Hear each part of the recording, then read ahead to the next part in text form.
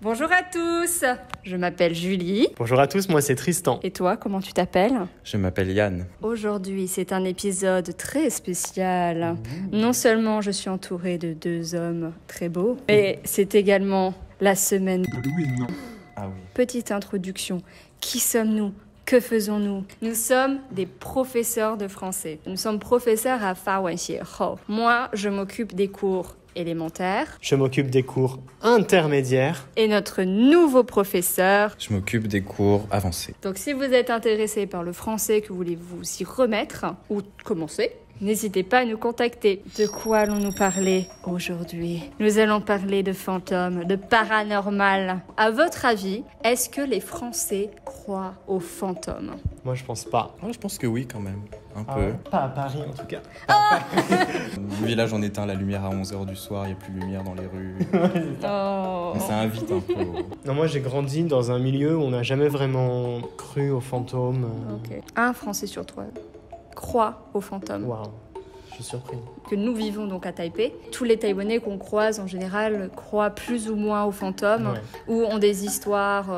Déjà, il y a le moins des fantômes ici. Exactement, oui. Ouais. Et en France, ce qui est assez drôle, c'est qu'on a aussi cette culture du paranormal, on va dire. Ce sera moins rapproché à la religion, tout simplement parce qu'il y a une part beaucoup plus importante d'athées. Puis en plus, dans la religion chrétienne, enfin catholique, en tout cas, ça reconnaît pas vraiment l'existence des fantômes. Il y a Dieu, il y a le démon, à la limite les exorcismes peut-être. Oui, les anges, mais tout ce qui est fantôme, esprit, ça n'existe pas dans notre religion. Ouais. Mais il y a quand même une grande part de superstition, folklore, de légende qui persiste en France.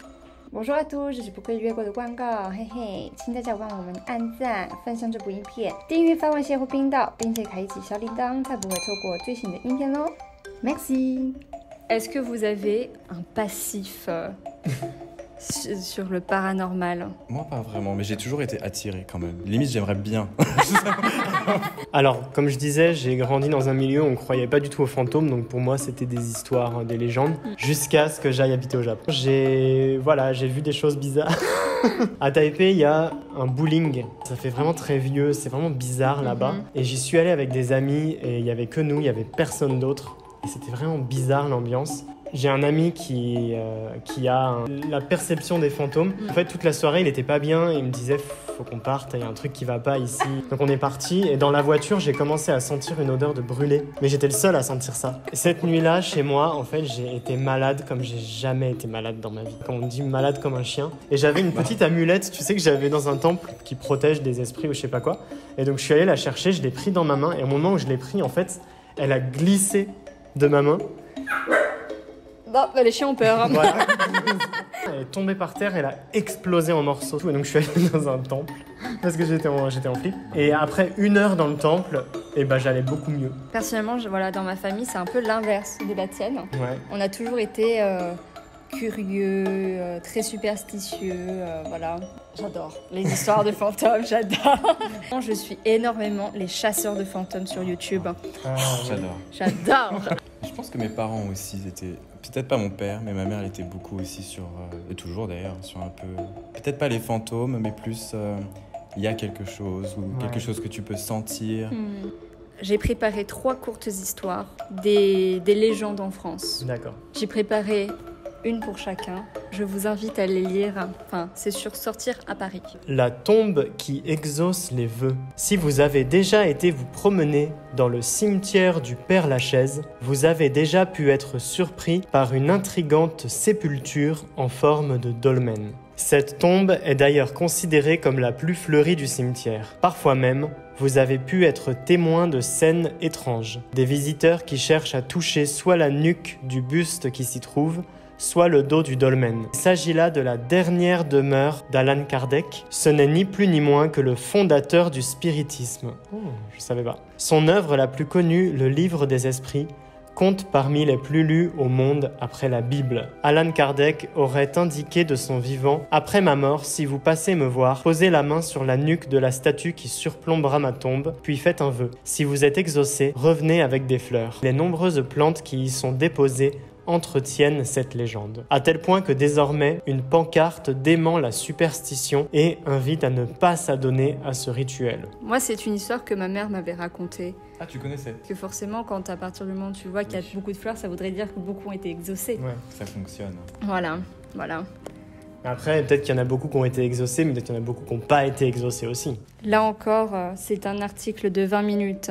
Il est minuit, sur une petite route de campagne. Un jeune homme se rend en voiture à une soirée. Sur le chemin, il aperçoit une femme tout de blanc vêtue qui semble faire du stop sur le bas-côté. Il s'arrête, lui propose de la déposer. La femme monte. Ils reprennent la route. L'autostoppeuse ne dit pas un mot, quand, tout à coup, elle se met à hurler « Attention au virage !» Le conducteur pile et se retourne. La femme s'est volatilisée. Choqué, il va raconter son histoire au poste de police le plus proche. On lui répond que l'autostoppeuse est morte de nombreuses années auparavant dans un accident.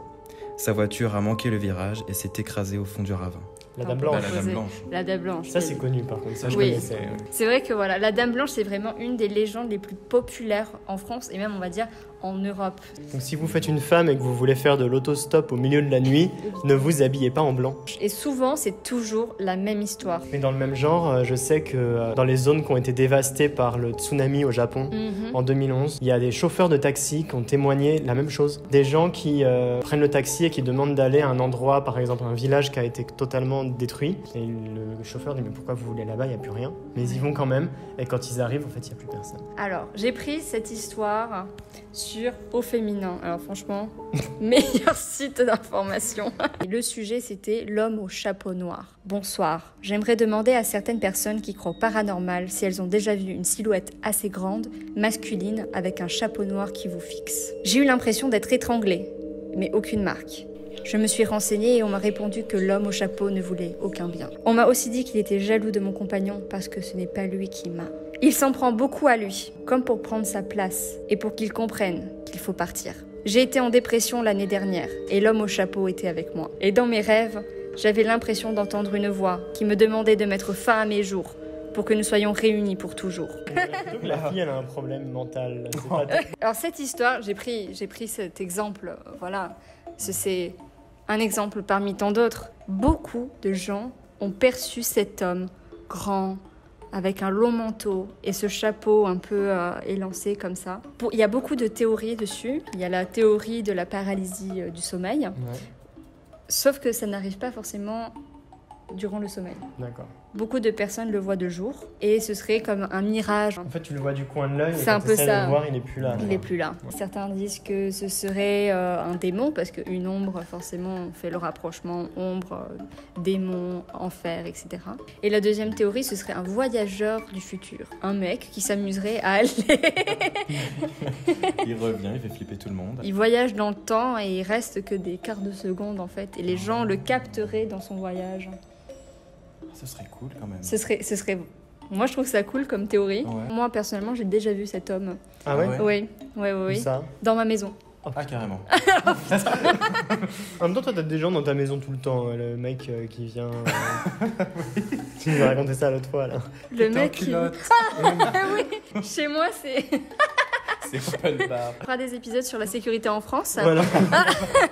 Alors, c'est bientôt Halloween. La première impression que j'ai d'Halloween, c'est vraiment une fête américaine. Ouais, c'est Plus pas que- du tout non. traditionnel chez nous. Bordeaux, ou même dans les patelins à côté de Bordeaux, personne ne fête cette fête. Nous, on le faisait en Bourgogne, on voit beaucoup. Dans mon village, il y a les enfants qui vont frapper aux portes pour avoir des bonbons et tout ça. Si vous vous intéressez à tout ce qui est paranormal, histoires qui font peur, et que vous êtes à Paris, il y a vraiment des choses à faire. Vous pouvez aller par exemple visiter les catacombes de Paris. C'est des souterrains qui sont partout en dessous de la ville de Paris. Et ça a été utilisé comme entrepôt pour entreposer des ossements Ouais. qui viennent des anciens cimetières de Paris. Et encore plus flippant, moi je l'ai fait une fois, c'est un endroit qui s'appelle le Manoir de Paris. C'est une sorte de maison hantée en fait, qu'on visite et qui retrace un peu tous les mythes, toutes les histoires paranormales en lien avec la ville de Paris. Et ça fait vraiment très très très peur. Enfin, il y a des acteurs qui sont Oui. déguisés, qui se jettent sur toi. C'est un peu hardcore, hein, mais si vous aimez vraiment tout ce qui est film d'horreur et ce genre de trucs, c'est vraiment sympa à visiter. Voilà, on a fait un peu le tour de nos histoires de l'étrange. Peut-être que on a d'autres histoires à vous raconter, bien évidemment, il y a d'autres choses à découvrir. Mais on va s'arrêter là pour aujourd'hui, je pense que c'est assez. Et vous, avez-vous eu des histoires de fantômes, que ce soit en France, à Taïwan, ailleurs, au Japon? Oui. Et Ah, soyez gentils, c'est Ouais. ça. et à la semaine prochaine. Bye bye. Bye. Bye.